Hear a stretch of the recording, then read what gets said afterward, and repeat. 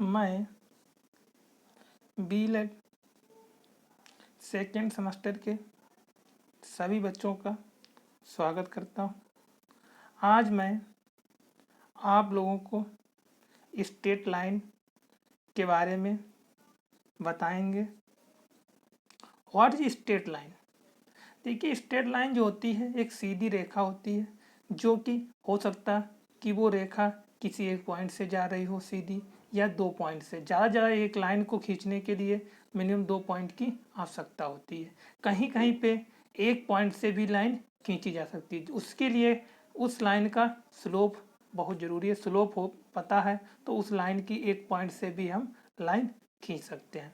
इसी के अंतर्गत मैं आप लोगों को ये टॉपिक इससे पहले ही पढ़ा चुका हूँ। रिवाइज में मैं थोड़ा आप लोगों को कुछ फार्मूले के बारे में बता देता हूँ।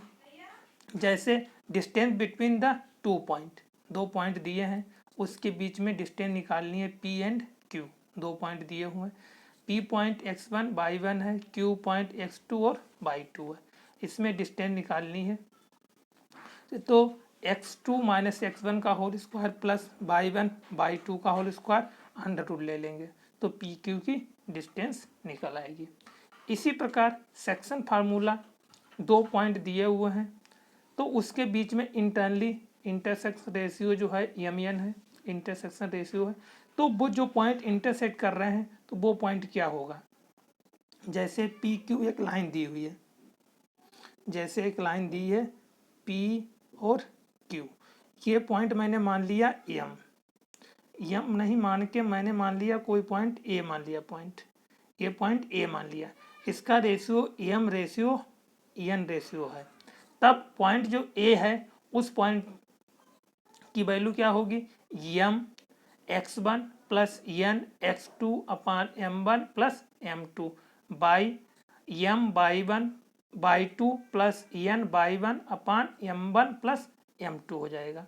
ये इसका पॉइंट जो ए होगा बीच का इंटरसेक्ट कर रहा है इंटरनली, उसका ये होगा। अब ये पॉइंट एक्सटर्नली मतलब बाहर हो तो बीच में जैसे प्लस किया है वहां पे क्या हो जाएगा?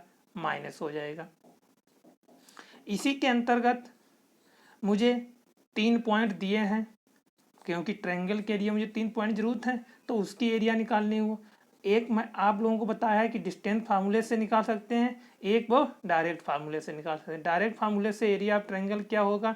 जब 3 पॉइंट दिए हैं तो 1/2 x1 by 2 minus by 3 x2 by 3 minus by 1 plus x3 by 1 minus by 2। Alternative चलते हैं और इससे एरिया निकाल लेंगे किसी 3 पॉइंट दिए हैं ट्रायंगल की। इसी के अंतर्गत स्लोप ऑफ लाइन। स्लोप क्या होता है? इफ द लाइन्स, जो लाइन दी हुई है उसका जो इंटरसेक्शन मतलब उस लाइन का जो झुकाव होता है वही मेरा स्लोप कहलाता है। जहाँ पे एक फिगर दिया है 2 कोऑर्डिनेट एक्स और वाई कोऑर्डिनेट दिया है, जो थीटा एंगल है वही मेरा स्लोप है। If the theta is the inclining of the angle of यल कोई लाइन है उसकी इंक्लिनिंग थीटा एंगल है, then the theta is called slope of line या ग्रेडियंट ऑफ लाइन। जो इंक्लिनिंग मतलब जो इंटरसेक्शन एंगल होगा एक्स एक्सेस पे वही एंगल उस लाइन का क्या कहलाएगा? स्लोप कहलाएगा। अब स्लोप निकालने के लिए हो सकता है कि लाइन के 2 पॉइंट दिए हों उसके बीच निकालना हो, या सिर्फ लाइन दी है तो स्लोप निकालना। कहीं स्लोप को डिनोट करते हैं यम से, यम टेन थीटा भी होता है। ठीक, मैंने एक लाइन मान ली यल, इसका स्लोप निकालना है। एक पॉइंट मैंने मान लिया P, एक पॉइंट मान लिया Q। ठीक है, P पॉइंट जो है मेरा वो x1 बाई 1 है, Q पॉइंट मेरा है x2 बाई 2। देखिए मैंने Q पॉइंट से परपेंडिकुलर डाला किस पे? x एक्सेस पे, और जो वहां से QR एक लाइन हो गई। इसी प्रकार पॉइंट P से QM पे लाइन पे हमने परपेंडिकुलर डाला पॉइंट EN। यहाँ से थीटा देखिए ये इंटरसेक्शन एंगल कर रहा है तो ये एंगल जहाँ पे एक्सेस पे थीटा होगा तो पॉइंट Q पे भी एंगल थीटा होगा, क्योंकि ये प्रॉपर्टी होती है ज्योमेट्री की। ठीक, यहाँ से तो यहाँ से टेन थीटा इक्वल टू क्या हो जाएगा? Tan theta equal to perpendicular upon base. Perpendicular क्या हो जाएगा? By 2 minus by 1। बेस क्या हो जाएगा x1 माइनस x2, क्योंकि ये डिस्टेंस है कोऑर्डिनेट ज्योमेट्री से मैं टेन थीटा निकालूँ, और टेन थीटा जो होता है वही मेरा क्या होता है, स्लोप होता है। तो यहाँ से स्लोप मतलब m equal to tan theta equal to y two minus y one upon x2 minus x1 आ जाएगा।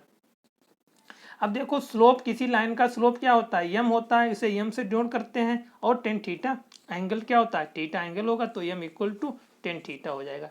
इसी प्रकार condition of parallel and perpendicular of line, दो लाइन दी हुए हैं, कब मेरी पैरेलल होंगी, कब परपेंडिकुलर होंगी। देखिए दोनों का लाइनों का स्लोप आपस में क्या हो, इक्वल हो।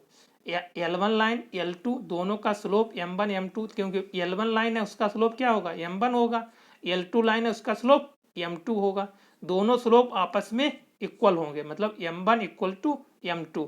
तो यहाँ से टेन थीटा मैंने M1 का स्लोप टेन अल्फा हो जाएगा, M2 का टेन बीटा हो जाएगा।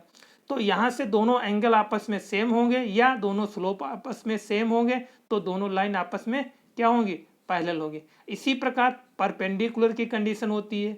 परपेंडिकुलर कंडीशन क्या होती है, इसको इंटरसेक्शन एंगल फार्मूले से भी निकाल सकते हैं और डायरेक्ट भी निकाल सकते हैं। देखिए परपेंडिकुलर कंडीशन होती है कि एक लाइन L1 है उसको अल्फा एंगल पे इंटरसेक्ट कर रही है एक्स एक्सिस पे, और L2 लाइन है वो बीटा एंगल पे इंटरसेक्शन कर रही है। अब यहाँ से L1 का स्लोप M1 होगा और M2 का स्लोप L2 का M2 स्लोप होगा। M1 प्रोडक्ट M2 मतलब M1 क्रॉस M2 दोनों का प्रोडक्ट माइनस 1 होता है, तो दोनों लाइन आपस में क्या कर रही है, इंटरसेक्ट कर रहे हैं।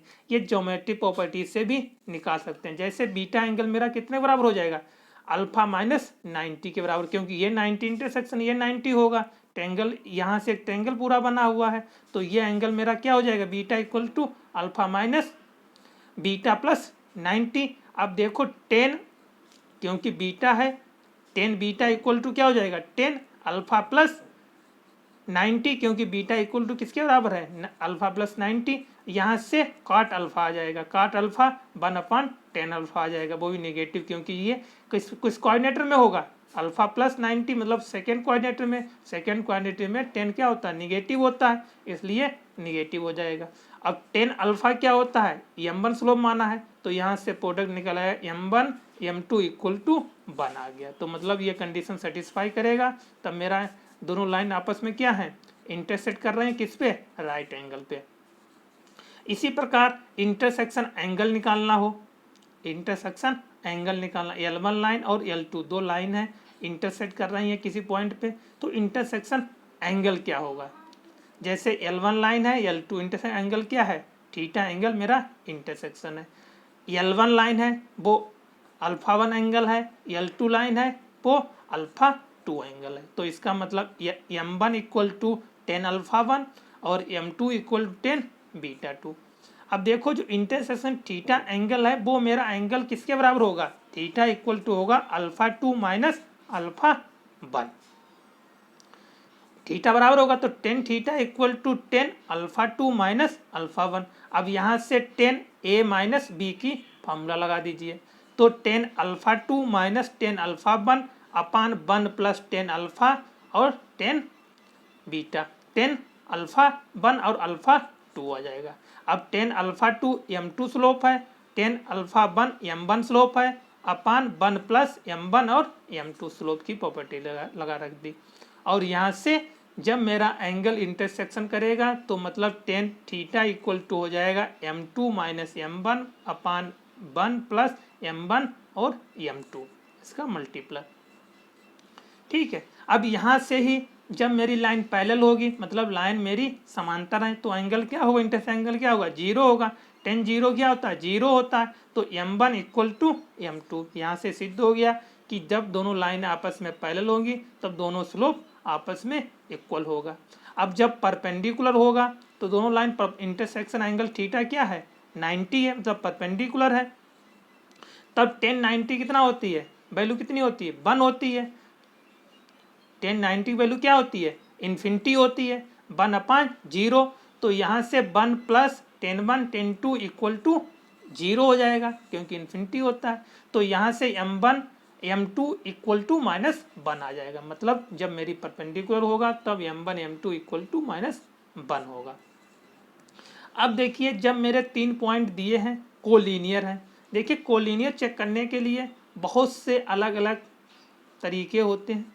हो सकता है डिस्टेंस से सॉल्व कर सकते हैं, डिस्टेंस से, स्लोप से, और जो मेथड हैं उनसे हम सॉल्व कर सकते हैं। यहाँ पे आप लोगों को मैं स्लोप से बताता हूँ। देखिए ये मेरा यहाँ पे मैंने ABC 3 पॉइंट मान लिए, ये कोलीनियर है, मतलब एक ही लाइन में। मैंने बताया कोई लाइन आपस में पैरेलल है तो उनका दोनों लाइनों का स्लोप क्या होगा, सेम होगा। तो यहाँ से AB का स्लोप निकाल लेंगे और BC का निकाल लेंगे। दोनों स्लोप आपस में सेम है तो इसका मतलब दोनों लाइन आपस में पैरेलल हैं। तो पैरेलल हैं तो मतलब कोलीनियर है। 3 पॉइंट क्या है, कोलीनियर। दोनों का स्लोप सेम होगा तो पॉइंट क्या होंगे, कोलीनियर होंगे। अब देखो पॉइंट और स्लोप फॉर्म। देखिए कोई पॉइंट दिया है और स्लोप दिया है, तब इक्वेशन फॉर्म क्या होगी। मैंने एक कोई पॉइंट मान लिया P x बाई, कोई पॉइंट मान लिया, एक लाइन मान ली L, उस पर एक पॉइंट है, गिवन पॉइंट है P0 x0 y0, एक गिवन है, और लाइन का स्लोप दिया है m है। तो यहाँ से लाइन फॉर्म में इक्वेशन क्या होगी, आप लोग जानते हैं कि स्लोप इक्वल टू क्या होता है, स्लोप जो स्लोप m दिया है। अब 2 पॉइंट, एक मैंने पॉइंट दिया है, एक पॉइंट मैंने उस लाइन पे मान लिया Px बाई। तो यहाँ से स्लोप मुझे गिवन है, m इक्वल टू क्या हो जाएगा, बाई माइनस बाई जीरो अपान x माइनस एक्स जीरो। इसे आपस में सॉल्व कर लीजिए तो मेरा हो जाएगा y minus y zero equal to m x minus x zero. ये इक्वेशन ऑफ लाइन आ जाएगा। इसी प्रकार इक्वेशन ऑफ लाइन जब 2 पॉइंट गिवन है तब फॉर्म इक्वेशन होगी। देखिए जब 2 पॉइंट गिवन है तो उन 2 पॉइंट के बीच से आप लोग सबसे पहले स्लोप निकाल लीजिए, मतलब लाइन कितनी झुकी हुई है। जब स्लोप निकाल लेंगे, m निकाल लेंगे, m2 by 2 minus by 1 upon x2 minus x1, ये स्लोप हो गया। अब मैंने आप लोगों को भी बताया कि कोई एक पॉइंट मान लेंगे, उससे लाइन ड्रा कर लेंगे, दोनों लाइनों का क्या होगा, स्लोप आपस में क्या होना चाहिए, सेम होना चाहिए, क्योंकि अभी कोलिनियर की मैंने कंडीशन बताई। तो P से P1 का स्लोप निकाल लेंगे और P1 P2 का स्लोप निकाल लेंगे, आपस में सेम होंगे। तो यहाँ से इक्वेशन एक जनरेट हो जाएगी आपस में सॉल्व करके, by 1 minus by minus by 1 equal to by 2 minus by 1 upon x2 minus x1 bracket x minus x1। इससे यहाँ से किसी लाइन के 2 पॉइंट दिए हैं तो उससे भी हम इक्वेशन ऑफ लाइन ड्रा कर सकते हैं। अब देखिए स्लोप इंटरसेक्शन फॉर्म, कोई एक लाइन दी हुई है तो स्लोप इंटरसेक्शन फॉर्म में होगा। मैंने आप लोगों को बताया था जनरल इक्वेशन ऑफ लाइन होता है y equal to mx plus c। देखिए जो c पॉइंट होता है वो इंटरसेक्शन कहाँ होता है, बाई एक्सेस पे, और जो स्लोप होता है वो इंटरसेक्शन कहाँ होता है, x एक्सेस पे। तो x एक्सेस पे जो इंटरसेक्ट कर रहा है उसका पॉइंट हो जाएगा m बाई 0 हो जाएगा।